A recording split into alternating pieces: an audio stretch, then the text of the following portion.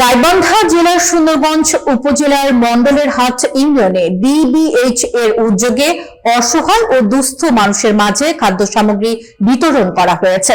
গাইবান্ধা থেকে শাহ আলম কিনুর ক্যামেরায় জাহিদুল ইসলামের রিপোর্ট। মঙ্গলবার ছাপরহাটি প্রাথমিক বিদ্যালয় মাঠে আয়োজিত কর্মসূচিতে বিবিএইচ এর মার্কেটিং অফিসার ফেরদৌস আলম সভাপতিত্ব করেন। অনুষ্ঠানের সঞ্চালনা করেন রবিন মিয়া। আলোচনা সভায় সাধারণ মানুষের মাঝে বিবিএইচ এর কার্যক্রম ও উদ্দেশ্য তুলে ধরা হয়। স্থানীয় গণ্যমান্য ব্যক্তিবর্গ ও বিভিন্ন শ্রেণী পেশার মানুষ এতে উপস্থিত ছিলেন। উক্ত কর্মসূচির মাধ্যমে ৩২টি অসহায় ও দুস্থ পরিবারের মধ্যে নিত্য প্রয়োজনীয় খাদ্য সামগ্রী বিতরণ করা হয়। বিতরণকৃত সামগ্রীর মধ্যে ছিল চাল, তেল, চিনি, আলু ও আটা।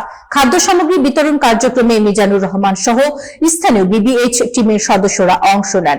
সংগঠনের সাদা ইউনিফর্ম পরিহিত তরুণরা শৃঙ্খলাপূর্ণভাবে খাদ্য সামগ্রী বিতরণ করেন।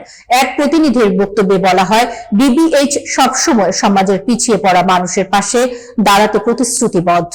এলাকার মানুষ এই উদ্যোগকে স্বাগত জানিয়ে ভবিষ্যতেও এমন মানবিক কার্যক্রম অব্যাহত রাখার আশা প্রকাশ করেন।